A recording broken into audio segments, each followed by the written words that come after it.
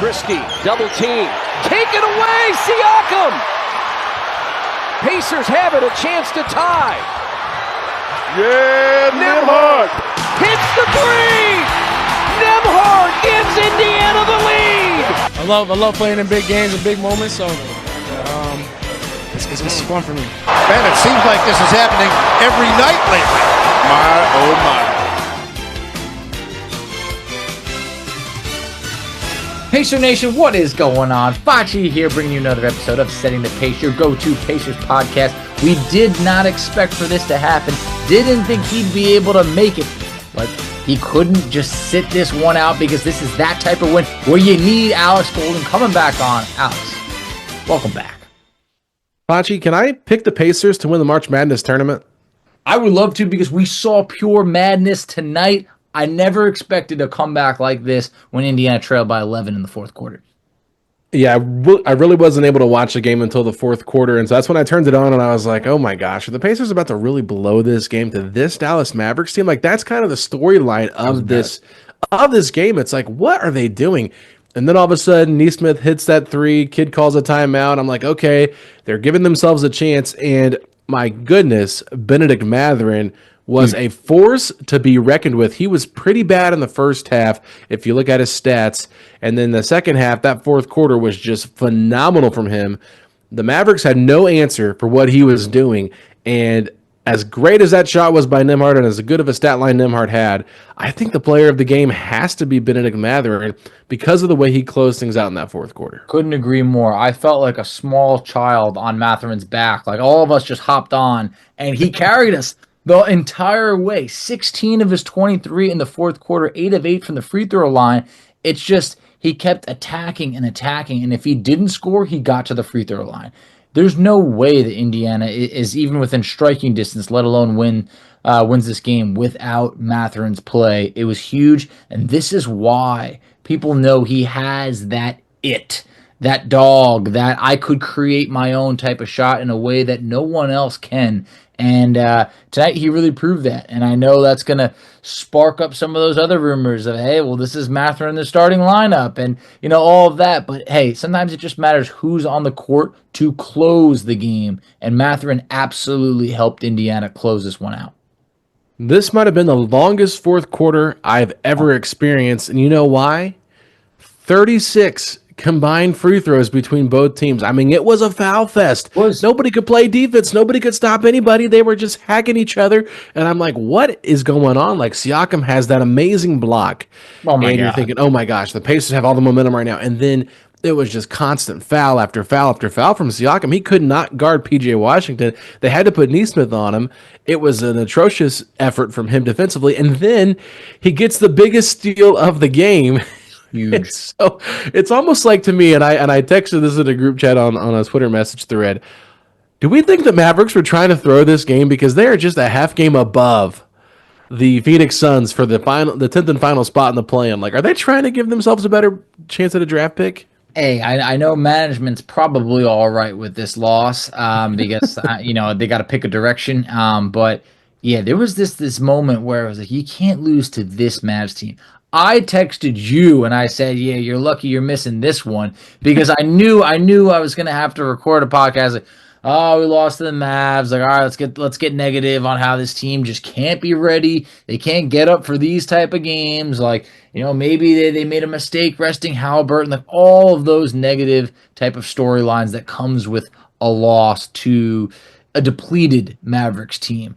But Indiana showed us something tonight. They really did. Down the stretch, they did everything they could, and it felt like there was different players. You talked about Nesmith's shot. Siakam with that huge steal. Nembhard's three. The amount of games, the amount of wins that Indiana's had lately have come in the clutch by different players. And whether it's Halliburton, whether it's Obi, whether it's Nembhard, you feel good that, like, this team kind of feels like, hey, if you need a big shot, there's a lot of different guys that might be able to hit it for you. And Nembhard might not necessarily be the guy you want taking that big of a shot, but he kind of has a history of hitting a couple game winners now. And maybe the man is just a little bit more clutch when time's winding down. It's when he doesn't think about it. That's when Yeah, he I makes think those so. shots. You have to shoot it. You're wide open. Take the shot, and boom, it goes in. Anytime he thinks about his shot, I feel like he's going to miss it. Not But gonna- let's just talk about the hellacious shooting that went on from both teams in this quarter. The Mavericks go 13 of 18 from the field. The Pacers go 12 of 18. And the only misses that really came from anybody were Andrew Nembhard. Andrew Nembhard missed 4 shots. McConnell missed 1, and Ben Shepherd missed 1. Nembhard could not buy a basket. Yeah. And I was like, why do you keep driving to the basket? There was one play where like Mathurin just drove like 3 or 4 times, and if he wasn't, scoring, he was getting fouled. And I'm thinking, why did Nembhard just try to drive? And he short-armed it, whatever, the ball fell off the rim. And I'm like, that is not the shot to take right now because you are not the guy that needs to be shooting the basketball. But like you said, once again, the ball just finds its hands in Andrew Nembhard's hands when the clock is, winding down, when you need a big basket. And he just went 1 of 2 on the free throws to, that pained me now. When he missed that free throw, I was like, oh my God. Like, it's just because you just got a break. PJ Washington had just missed 1. I know. And that's why it hurt a little bit. I think it was like 130 to 127. Nembhard misses 1. He gets it to 130 to 128. But I was just like, oh, like missing that free throw. And he did the same thing against Milwaukee. He missed a free throw down the stretch that was a big free throw.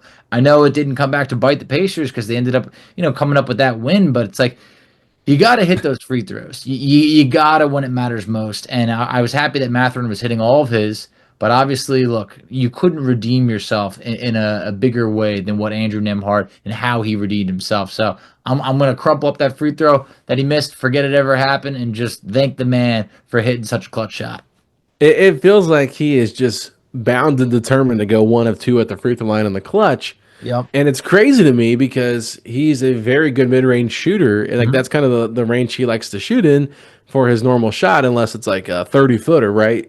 With the game on the line. So honestly, like a really solid game from him stat-wise, but just like in that fourth quarter, he had some really rough offensive stretches and a quarter, I should say, where the Pacers scored 45 fourth quarter points, Facci. Crazy. I mean, it is just absolutely insane, but way too many fouls. We had 20 fouls called in the fourth quarter. 20 fouls. I mean, that is just way too many fouls. And I know some of those were intentional by the Pacers there to try to prevent the Mavericks from shooting a 3, but I think that's like 1, maybe 2 where they try to stop the clock or whatever. But I don't know. Let me ask you this, because we see Shepherd get a great steal and lay it up and cut the lead down to 1, I think it was. So maybe it was less, or maybe it was more points than I can't remember at the top of my head. But it was like Shepherd just makes a big play.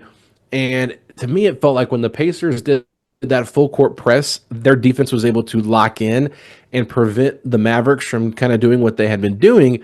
Why didn't they go to that for a little bit longer instead of just a couple of different possessions down the stretch?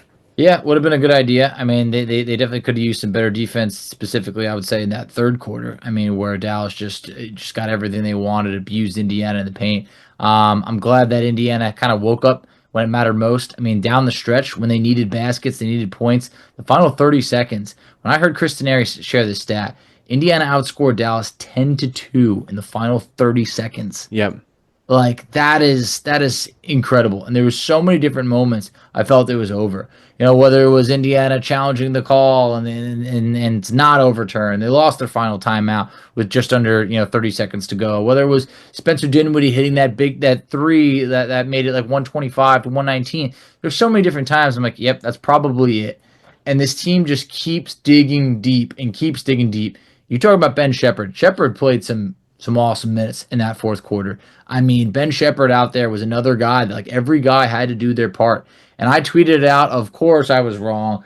Miles Turner in Dallas, you're in for a treat. Like, this is what he does. And it's this like, isn't Dallas. Turner couldn't even, Turner against Dallas, but, Turner couldn't even see the floor in the fourth quarter. And Ben Shepherd was huge in that fourth quarter for Indiana. He did just what they needed him to do. Yeah, no, I agree, and I was saying that this isn't like the Dallas Mavericks. This is a version of the Dallas Mavericks. It ain't in Dallas, and I know they're not in Dallas. Yeah, but those are, that's I don't know, the backups to the backups. Like guys like Kai Jones just looked like like an all-star tonight. Can we talk about Kai Jones for a second? Yeah. Because I did not recognize who that was. And without his blue hair, didn't he have crazy hair before? He had blue hair. He was dancing. He's off TikTok now, I guess. Like, look, the guy was clearly going through something. But now, he looked like a good player tonight. And I looked at this roster. I went, you can't lose to this. You can't lose to this type of roster. This felt like almost, I know, not quite, but like similar to the 76ers game where it's like you can't drop this type of game. Like Dallas is without Anthony Davis, Kyrie Irving. Obviously, they traded Luka. Like there's plenty of other Daniel Gafford. There's plenty of other guys that are out for Dallas. Klay Thompson was out. Like whether you have Tyrese Halliburton or not, you have a good enough team that for the most part was well rested. And I'm happy that Indiana was able to dig deep to squeeze this one out because I think now they have the confidence that if they get down, they could erase a 10-point lead. They could come back. Yeah. I don't want them to have to, but they did. No, for sure. And you brought up Chris Neri. I think you said it was a 10-2 run, the final whatever. I had bookmarked this tweet from Underdog NBA. It was 1 minute and 7 seconds left. The Pacers outscored the Mavericks 14-3. Even better. I mean, look, it's just, they saved their best for last. And, you could always judge the type of comeback by like, when Nembhard hit that three, I started going wild, and my wife turned to me and she said, "Are you nuts?" Because my daughter's sleeping, and I'm thinking, right now I am nuts. Like this is everything I needed right now. Because when I'm talking about the pep and the step, this is what I mean. It's when you're facing the jaws of defeat and you can grab a win like this. This is just good enough to wake up in the morning with a feel good feeling. And this type of win, man, I'm feeling good. No, what's funny is my wife was actually watching the game with me, and she got louder than I did. Oh, wow. Okay. My wife was trying to silence me, and I was like, baby, you can't silence this. Not tonight. Fletcher was still awake. Fletcher wasn't asleep, but you know how babies are. Night. They get to stay up a little bit later because they're kind of on their own schedule. But she was feeding him, and all of a sudden that shot hit in, and she got excited. I said, "All right, let's go." Yep. I kind of felt weird getting excited about it because I'm like, we shouldn't be in this spot, and that's what's so frustrating. You said it, you cannot lose these games, and Carlisle said after the game, like all the games are going to be like this, and I'm thinking to myself, they should not be. Why are they going to be like this? Can you guys not just come out and compete? Like. To me, like they did. They were up by 11 points at half. Like they looked good in the first half. Like why did they fall so flat in the third quarter? Tell me what you were seeing. I mean, look, they got abused in the paint. They got outscored in the paint in the third quarter, 22-4. It was just, it was night and day from the first half. Indiana shot, it was like 72 or 74% in the second quarter, and then in the second half, for all of the third and like halfway to the fourth, Indiana was shooting like 37%. So they really went absolutely cold, and the Mavs were just dominating down low. Guys like Kai Jones, were just absolutely feasting. Jaden Hardy was really going to work. Like it just felt like Indiana could not get stops. And I just felt like, Turner, I mean, you look at a night like tonight, plays just 22 minutes, really not much going in the second half. All three of his blocks came in the first half. Maybe he got a basket in the second half, maybe one, but it just felt like, Dallas was just feasting down low. Let me ask you this, because we saw Tony Bradley splash a three. Hit a three. In the corner? I didn't know he had that in him. When he hit that three, and his minutes were brief. They were brief. But when he hit that three, it gave me life. It was that type of shot where I went, wow, I love me some Tony Bradley. Okay, let me just figure this out, because is he a better three-point shooter than TJ McConnell? McConnell hits one, and it was a big one. It tied it up like 91-91. And then the next one missed by, it missed by like a football field. And I know it's an exaggeration. I saw that one. I felt like a cold breeze came in my house. Like I felt the wind off of that air ball. And after that I went, please don't shoot another one. Oh man, it's painful to watch him take them. I hate to say it. It's like I like McConnell as a player, and he does really good things in certain areas, but the 3-point shot is not one of those things. And I'm just laughing because this is such a weird game, and the Pacers decided to make a sub to get a rebound at the end of the game when I think they fouled Jaden Hardy. And they're like, we got to get this rebound, we got to secure it. Who do they put into the game? Miles They put Turner Miles Turner, baby. came back in. I was like, wow, that the seat probably got a little bit warm on the bench. Had been sitting for a while. You're bringing him in for a rebound. Like, maybe you could have brought in Tony Bradley. He grabbed quite a few rebounds against Minnesota. So, but it is what it is. Hey, when you need a rebounder, you go after one of the top rebounders in Pacers franchise history. True. That is true. Throw in the big fella, Miles, Yep. the glass monster Turner. Speaking of rebounds, though, Siakam just 1 rebound in this game. Pretty crazy. Look, we have another guest coming on, and I mentioned that, it came up. But look, Siakam's going to lead you with scoring with 29. You're going to give him a pass. 1 rebound. It came in the first half early on. Interesting stuff to not grab one in the second half at all. But hey, this is another game now where we see that Indiana kind of for the most part held their own in the glass. They only got out rebounded by a couple, but love what they brought tonight from a 3-point shooting standpoint. They were hot. You dug deep to come back, and you managed to win another game without Tyrese Halliburton. Now that's 2 wins without Halliburton. All in all, he'll have been off for I don't know, not a full week, assuming that he plays against the Brooklyn Nets, but you got him some rest. You avoided some back-to-backs, and hopefully he's ready to rock, and we can take advantage of the schedule right now. All right, before we bring your guest on here in the second segment, which I'm not a part of, you want to go ahead and do our player awards? Absolutely. Couldn't do them without you. Just didn't feel right. So in terms of the MVP for tonight, guys had bigger nights, but I think that we don't win this game without Benedict Mathurin. And I know that Siakam had 29, but Mathurin in the fourth quarter, I mean, look, you can give him a couple of different awards, but you tell me, you going Mathurin or you going Siakam?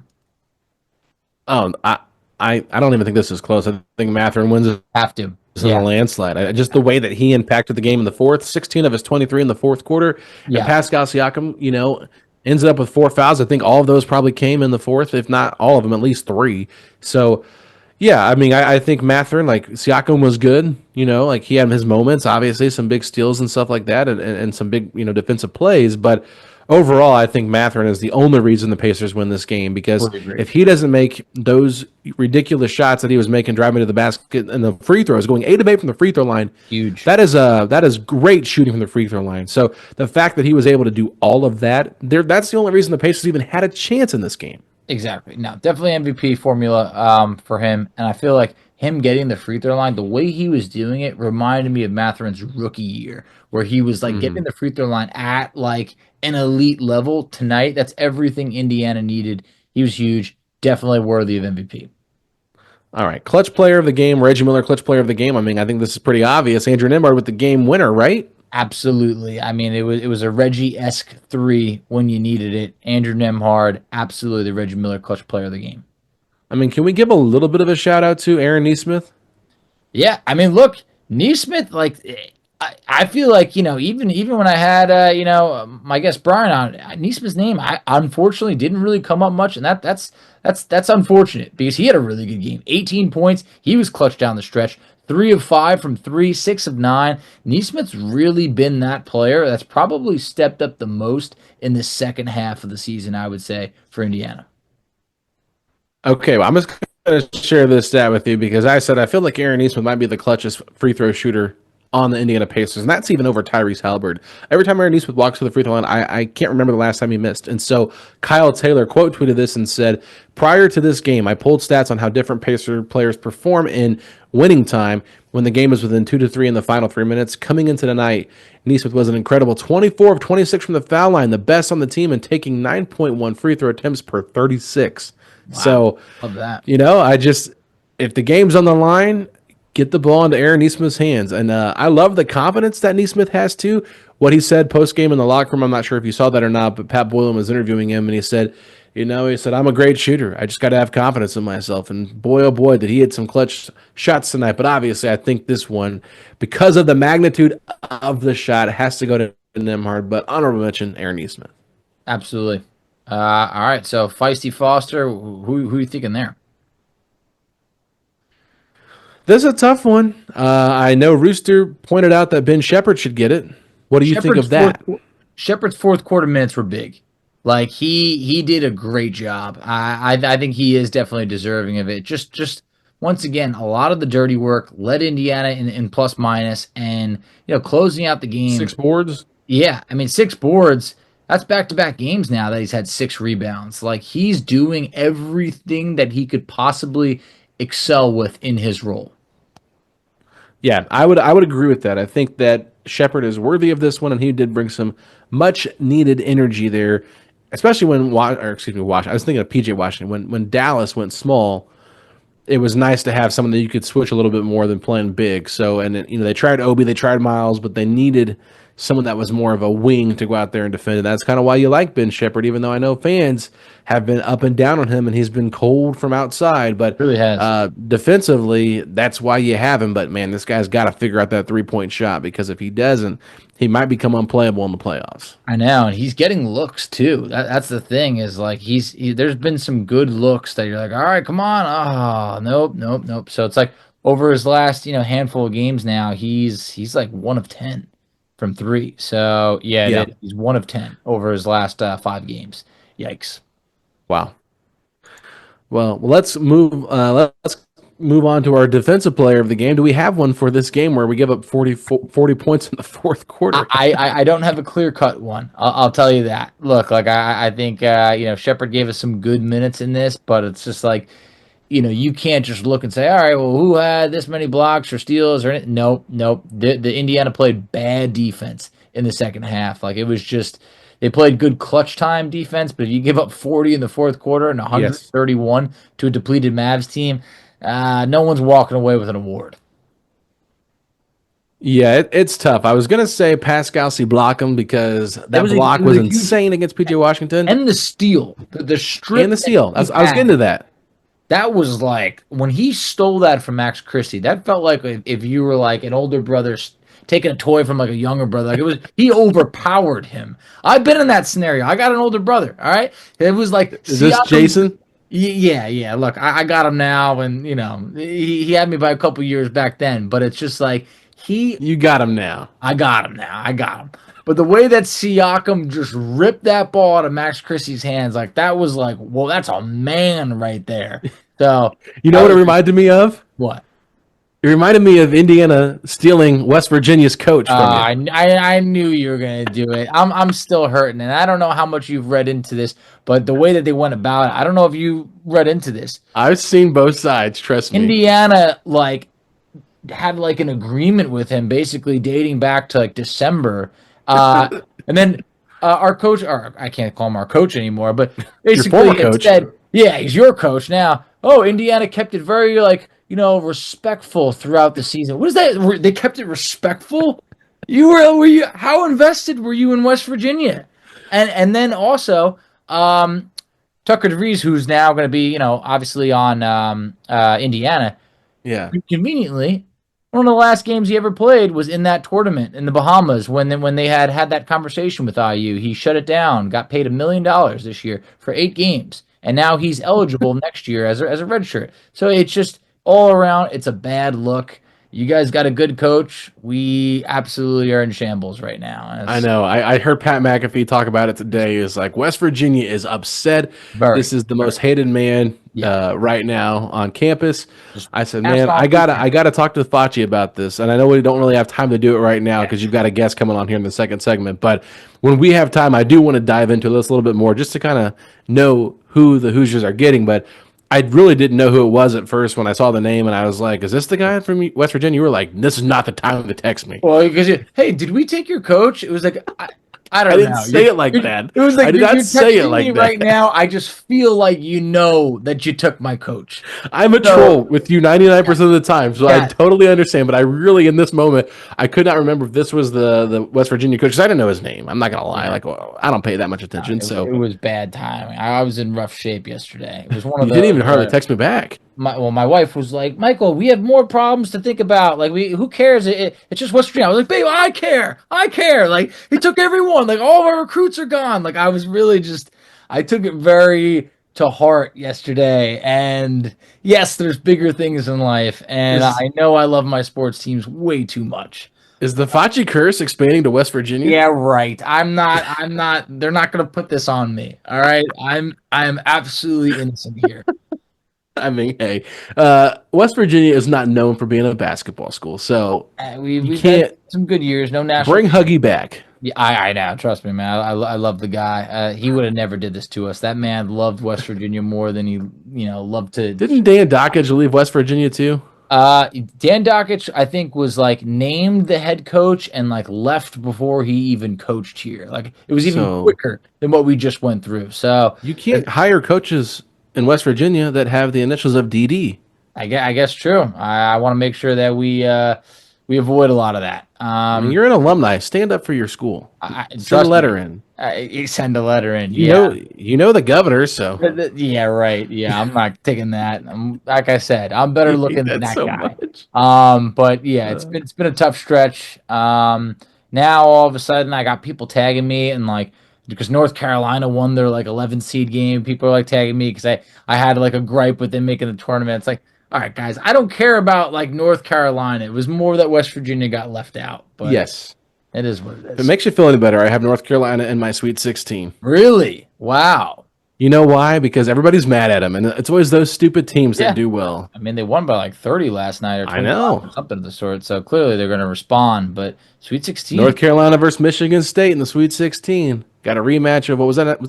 Was that a national championship? I don't know if it was Or a Final Four game? Yeah, I think it was like a Final Four, like back in the day. Okay. So, Sounds right. But anyway, we were talking too much college ball. Who cares? But the Pacers, man, they get a big win. I know you got a guest from Dallas coming on here in the second segment to talk about, the game and then his thoughts on all of the, the Dallas stuff that's going on. So, this will be a lengthy episode, but, you get your Pacers fix in here early on and then come back for some more conversation that's, from a different perspective. I think it's a balance of, best of both worlds before college basketball starts playing. Absolutely. And like I said earlier, we did not expect, Alex to be able to, take part in this. And it's only fitting that he was because this was such a good win that it's only right that we like over dive into the Pacer aspect of it instead of, me trying to be balanced on our second segment and, not just be such a homer about this. Like I wanted to hear it from the Dallas side of, of things. But overall, yeah, lengthy episode, good point of views. I'm pumped that the Pacers are, I don't want to say back, but we're in a good swing right now and it feels good. And you're going to play Brooklyn twice. You better win both of them. All right, Facci, well, let's go ahead and take a quick commercial break. When we come back, you will have on, what is your guest name again? Brian Zilem. So he covered the Mavs for quite a few years. Hey, definitely knows his basketball, and I think you guys will enjoy this. All right, we'll be right back with Brian after this.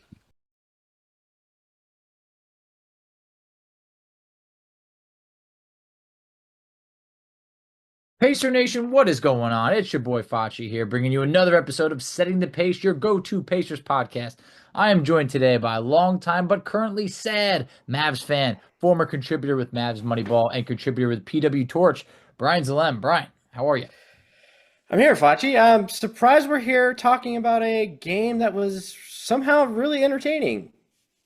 It really was. Honestly, I said offline, and I meant it in a classy way. I thought the Pacers were going to win this game by like maybe double digits. I thought They should have their way. The Mavs are in a unfamiliar territory with like what they're dealing with from like a health standpoint.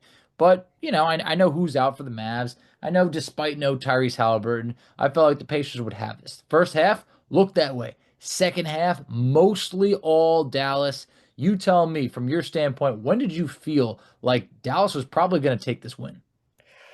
I mean, really, the third quarter, Dallas opened up on 11-5 run, and it just seemed like, I don't know if the Pacers just were sleepwalking in the third quarter, realized, oh, we have to play the rest of a second half of a basketball game. Just really just lacks the daisical defense. And honestly, I don't know if I'm being hyperbolic here, Facci, but this is probably the worst Miles Turner game I've ever seen on television. This was not good. Awful. And it's insane because he normally eats the Mavs for lunch. Historically, he does. His biggest and best performances are versus Dallas. Yeah, and because Gafford, I feel like he sees Miles Turner in his nightmares all the time. Yeah. And we had the Dallas had Kai Jones back, so he was obviously their biggest guy, in the interior guarding everything. But I mean, Kai Jones is a guy. He's not like this, a top 550 NBA player. So that's why it was really, really surprising. I wrote it down in my notes. It really took, I don't think the Pacers realized, oh crap, we could run these guys out of the gym until like the end of the second quarter, about 4 minutes left when Toppin started running and he got a couple threes back to back. And I was like, oh, okay, now they're going to realize they can run these guys out of the gym. And they kind of just forgot again. And now towards the end of the fourth quarter, when they made their comeback, I think they kind of figured it out again. But I just don't understand why they didn't realize, hey, generally speaking, Dallas doesn't have anybody over 6'7", 6'8", sometimes at center. Like, we should be killing these guys inside. Yeah, they should be, but it was actually Dallas that was putting a hurting on the Pacers in the paint, specifically in the second half. I mean, if you look at this, it's 58 to 50 in terms of paint points, but there was a time in the second half where Dallas had a 32-6 advantage in the paint. We mentioned Turner, first half, 3 blocks, was defending the rim well. Second half, was almost kind of a little bit unplayable. Didn't really play much in the fourth quarter at all. But this was a game that, we mentioned first half, all Pacers. Second half, for the most part, all Dallas. In the first half, Indiana shoots about 63% from the field, 41% from 3. They had a plus 10 free throw advantage. So it was great to see, but the Indiana shot 74% in the second quarter. The Mavs just came alive. Indiana blew a 14-point lead in that third quarter to actually trail 91-90 going into the fourth. I mean, there was a moment where Spencer Dinwiddie hit a 3. I think. Oh, the Spencer Dinwiddie special just junk shot that goes in, just unbelievable, because it looks like complete garbage when it goes off his fingers. It's like, okay, there's no way that goes in. Of course, somehow it goes in, and he tries to say, oh yeah, that's what I planned on. I was like, you just threw that up, and it was like, Merry Christmas, thanks, Spence. Oh, yeah. Dallas goes up, I think it was like 125 to 119. I'm going to be honest, right then and there is where I thought that's probably it. I think that might be the game. But I got to give a lot of credit to Benedict Mathurin in that fourth quarter. Mathurin was relentless. He attacked Dallas in the paint time after time. He scored 16 of his 23 in the fourth quarter. He goes 10 of 12 from the line, but 8 of 8 from the free throw line in the fourth quarter. What were your thoughts on Mathurin when the Pacers just continuously ran him at the rim? I'm glad. I was impressed that he didn't give up, because I could have seen a lot of Pacers fans and players really defeated, because, God, that fourth quarter officiating for both sides was bad. It was really bad. I saw a lot of people actually complain about the Hardy foul call, and I'm just like, you guys, come on. Like, there was about 5 to 6 probably friendly whistles that they got. There was a lot of whistles. A lot. I'm still just really flabbergasted on how the call challenge, or the challenge that the Pacers called. I did not like PJ somehow lining his body up against was it Mathurin's elbow, and they called it. Yeah. I don't understand how. I don't like the NFL. I don't understand what's a catch, what's a foul, because to me, that's PJ initiating the contact. I don't understand how that was still a foul. And of course, Bill Kennedy's got to do his bit where he's got to be like, under further review, the call still stands. Like, which I guess it's a good, funny bit, I guess. But if you're like on the receiving end, it's like, all right, come on, guys, stop. Like, let's get the show on the road here a little bit. I know that therefore took Indiana's final timeout. Felt like, you might need that. But the big play where it really came down is towards the end. I mean, Andrew Nembhard goes to the free throw line. He goes 1 of 2. Once again, another time I felt like this game is over. They get Max Christie trapped. Pascal Siakam ends up, ripping the ball out. They work it around. Andrew Nembhard hits the biggest shot of the night, a 3-pointer to give Indiana the lead to complete the comeback. The Pacers actually outscored Dallas 10-2 in the final 30 seconds. I know Insane. I'm opening up some wounds that absolutely have not healed yet for you, but during that run, the final 30 seconds, I mean, what are you thinking? We're obviously having 2 totally different emotions. I'm trying to keep my voice down not to wake up my kid, but for you, maybe you're holding on for dear life with this lead. I mean, it's a weird thing, because there's this portion of the fan base that, logically everybody wants the team just to tank right now, but our fandom really doesn't understand these players, regardless of how we think they should handle themselves, are going to go out and be professionals. Like, PJ Washington got a little grief from the fan base, so to say, last Sunday with his comments about, the Fire Nico stuff. And shout out to the Indiana crowd for chanting Fire Nico. Tony, I believe it was Tony East that pointed that out on Twitter. Now these Pacers fans better watch out because they may be banned from future Maverick games if they don't watch themselves. Yeah. Just, when stuff is going against you, stuff like this is going to happen. I don't want to say that the team is bad just by design, but when it's not your year, it's not your year.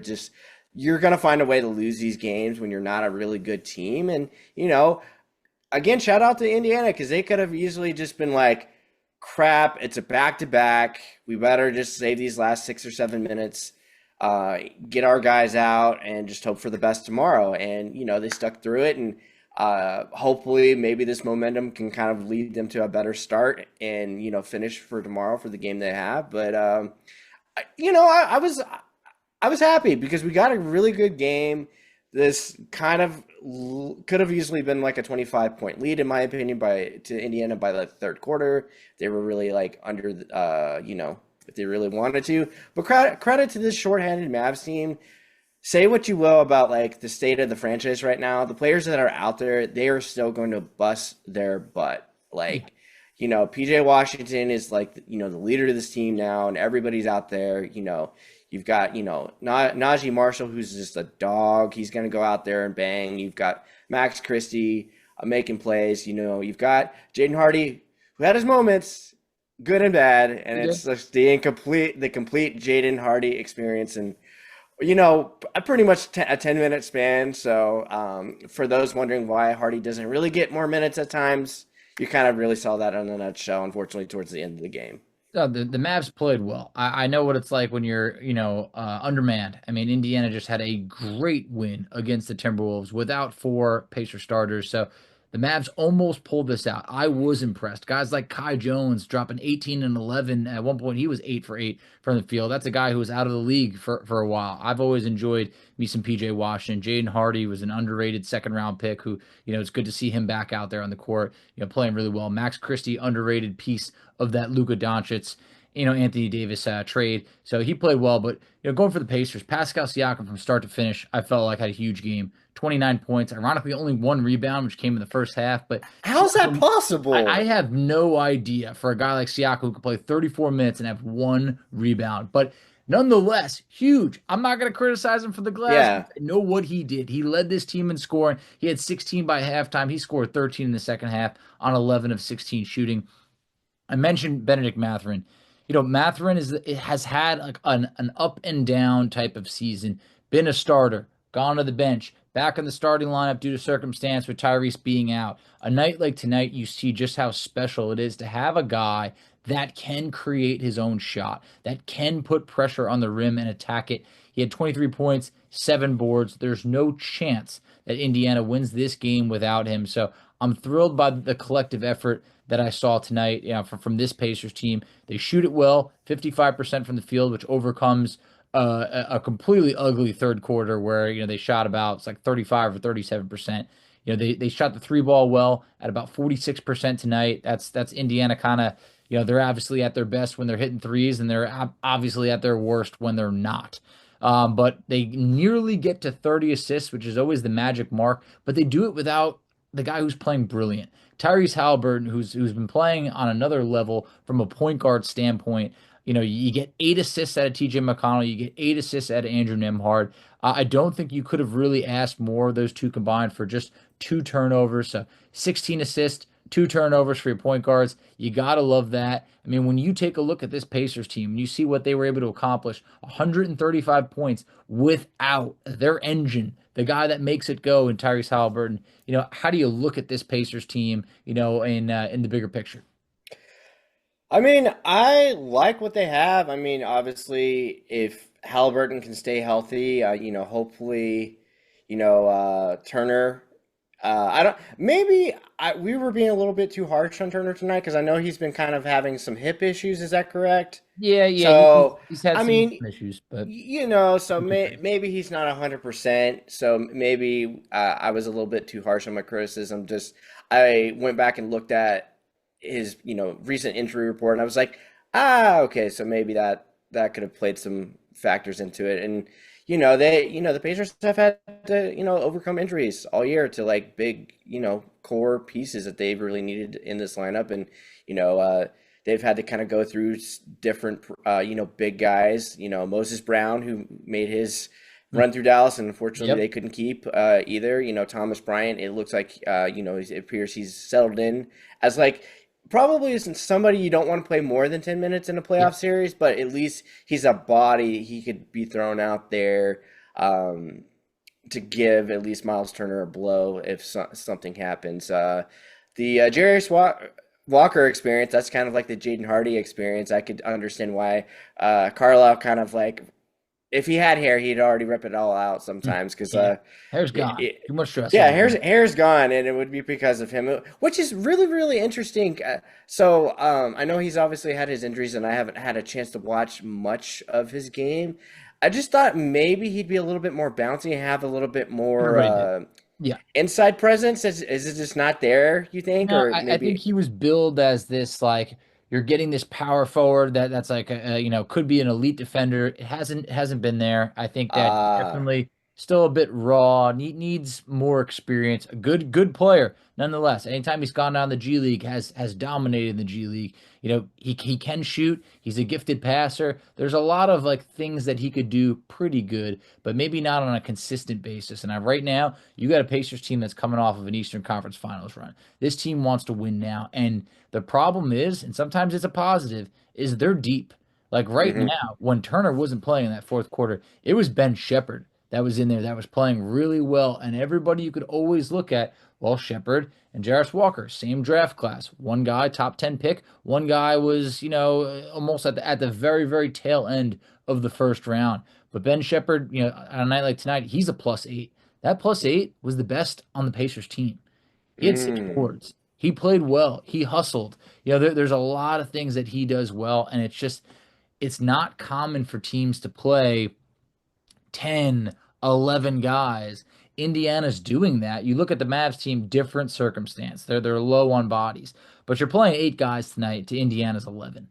And I think come playoff time, people go, okay, well, you can't run a 10-man rotation. Indiana's going to have to go down to 9. 9 is still more than other teams are running, especially in the playoffs. So our strength is that we're deep, and sometimes also our problem is that we're a little too deep, and sometimes guys aren't able to get on the court as much as they want, like a Jarius Walker, or on some nights, minutes could be a little bit harder for some others. But with no Tyrese Haliburton, obviously that created more minutes for guys like Ben Shepherd tonight. More guys like TJ McConnell's able to get 16 minutes. Obviously Mathurin's able to play 32 minutes instead of say 20 to 25. Nembhard gets 32. And Indiana needed everything. I thought from the starters at times played well in the beginning, and then they kind of really didn't. And you started wondering, what?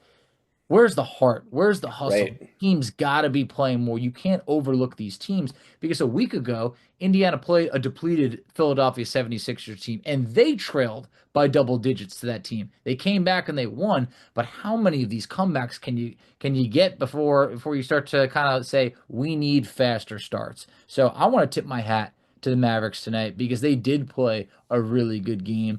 And coming into this game, I started thinking, do they want the 10th seed, or do you want to tank for a top 10 pick? I saw heart and hustle from you guys tonight. Yeah, I mean, like I said, honestly, truly, I would much rather get out of the play-in situation altogether because, there's reports coming out today that apparently Anthony Davis, by hook or crook, wants to get back on the court for reasons I will not know. Apparently, the Mavericks staff is trying to pursue him to say, don't worry about it, but that's apparently he's not listening or does not care. I would say if the Suns eventually get out of their own way and actually just win 1 out of 10 games, then eventually they could get past the Mavericks because the Suns actually do have a very difficult, I think they have like a top 5, strength of schedule left in the NBA. I mean, Dallas, I'd have to look at their schedule to see what they have left. I mean, obviously you've got Detroit on Friday. No matter who you play, especially Nets, yeah, amount of bodies that you got left.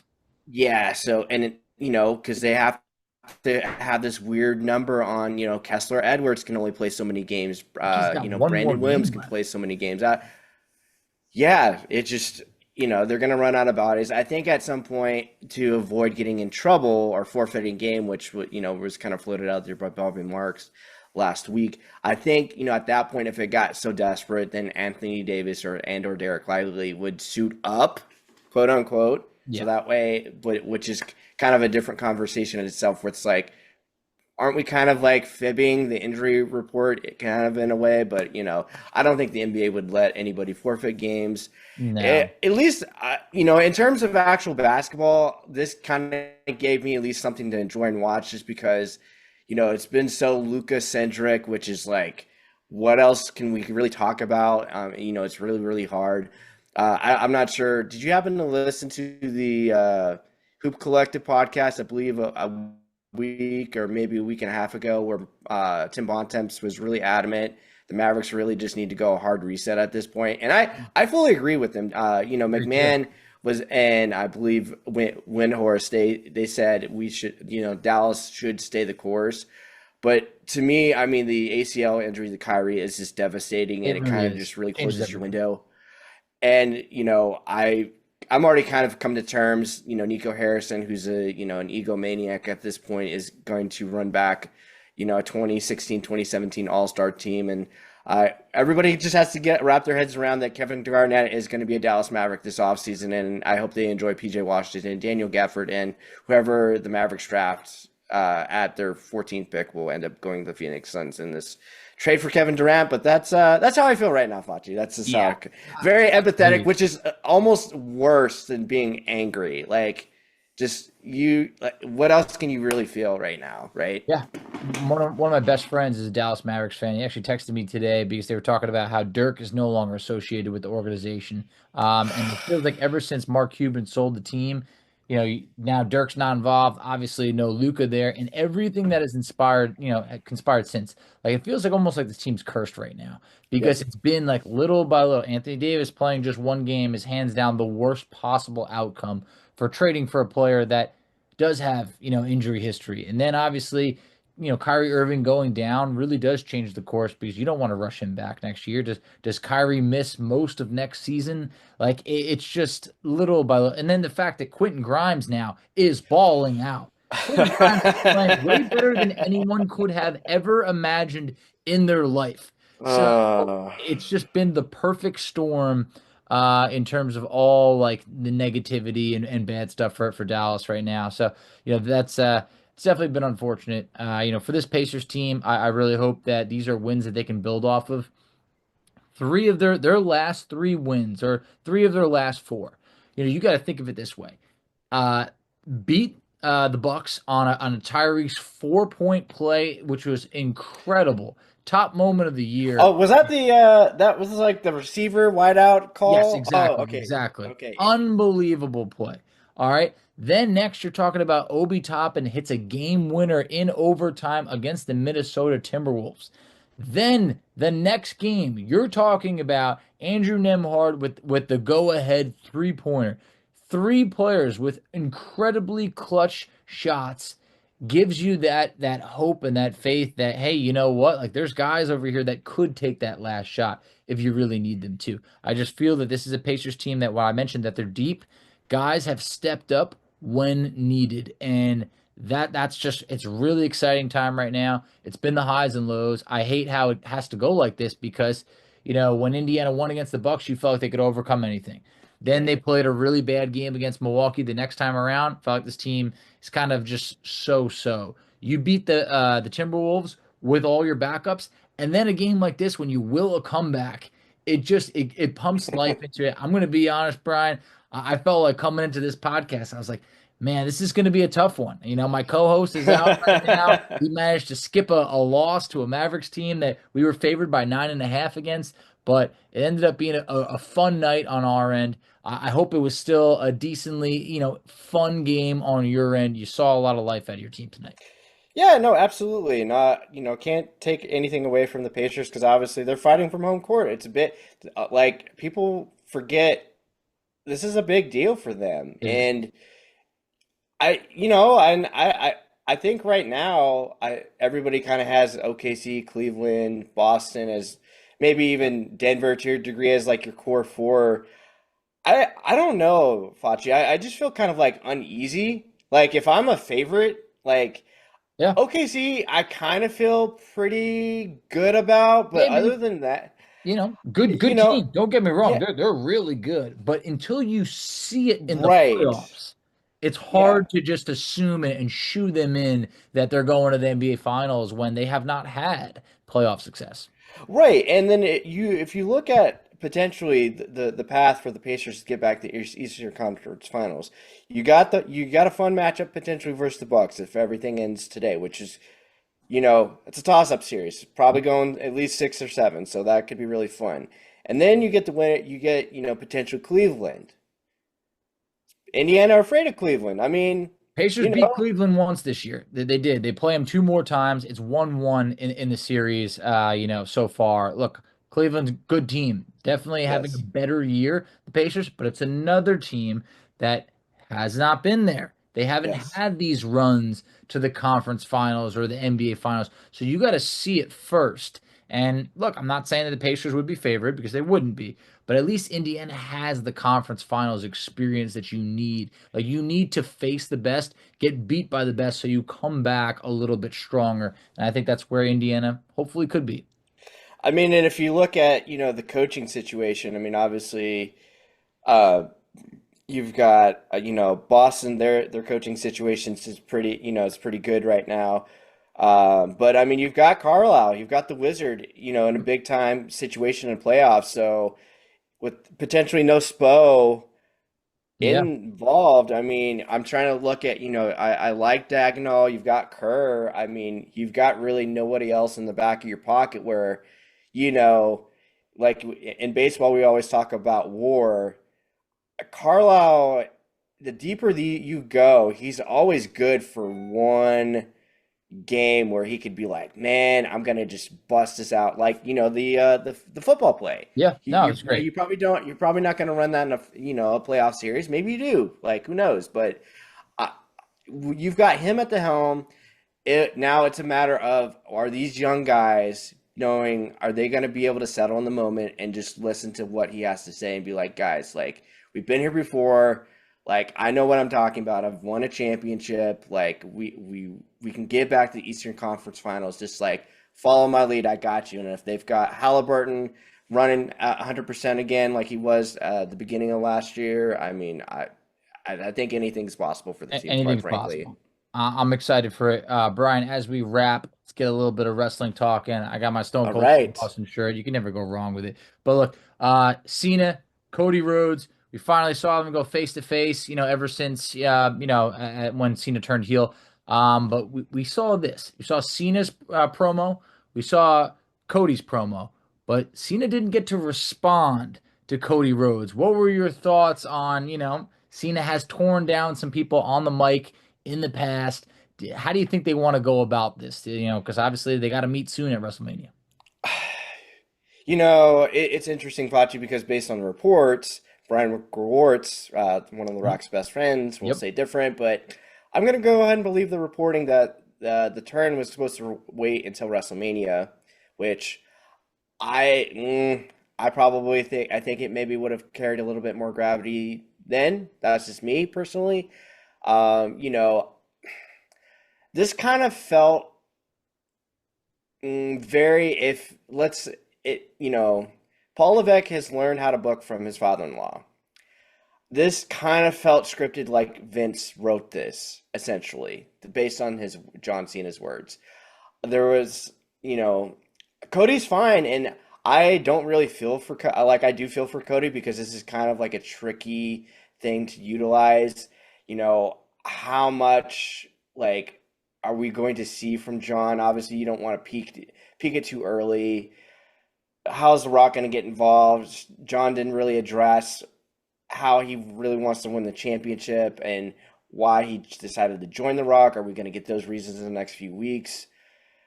I probably honestly would have changed up his entire look. Honestly, I would have had him go I agree with suit. that. I agree with that. Yeah, Just to go something different because of course. now Cody comes out and then dresses up nice because that's he means business, and I think that's a good way to go about it. I really would have just changed his look, honestly, and The Rock inserting himself kind of complicates things, and I don't really blame either guys in this regard. Honestly, Facci, I would have gone. Cena's not the guy I would have gone with for Mania. Honestly, I would have really gone Drew McIntyre. To me, like I just felt like the year that guys had. Yeah, no, he's had a great year. Him and Cody would have made magic together, or even Cody and Punk to a degree. Like I think Cody and Punk. I think you also got to think of this, and I don't want to have a knock on Drew McIntyre, but when it comes to WrestleMania, they're always trying to build this as the biggest main event yet, the biggest main event ever. And you need that big name. And a John Cena's last WrestleMania, I could see that's going to sell tickets. It's and obviously you're going to sell tickets regardless, but it's going to get a lot of eyeballs on it. And I hear what you're saying. They talked about could Cena go bald, like shave his head. He's already going bald, but shave his head, have something different, maybe ditch the jorts, anything of the sort. But also it gets tricky if you had two baby faces going at it at WrestleMania. So I could see why they probably did the heel turn a little bit earlier compared to what you're talking about, where it reminds me of like Stone Cold turning on The Rock at WrestleMania, joins forces with Vince McMahon, WrestleMania 17. Like, I get that type of vibe from what you're saying. But hey, I'm invested. I want to see where it goes. I'll obviously be watching. So I'm excited for WrestleMania, see how the rest of these matches unfold. But Brian, it's been too long since we've connected. I appreciate you coming on. Tell everybody where they can catch you, out on social media. Yeah, at Brian Zilem on X, at Brian Zilem, whatever the Blue Sky _ is. I need to be on Blue Sky more. Instagram, if you want to follow me there, at Brian Zilem as well. Hopefully going to dive a little bit more in basketball. It's tough times out there for Maverick-based content, so it might be time to go a different direction. We'll see what happens, but I got a lot of fun stuff planned this year for wrestling content. A lot of fun stuff planned up this summer. But anybody wants to chat about Graps basketball of any kind, I'm always here, and I appreciate the opportunity to chat with you, Facci. It's always a pleasure.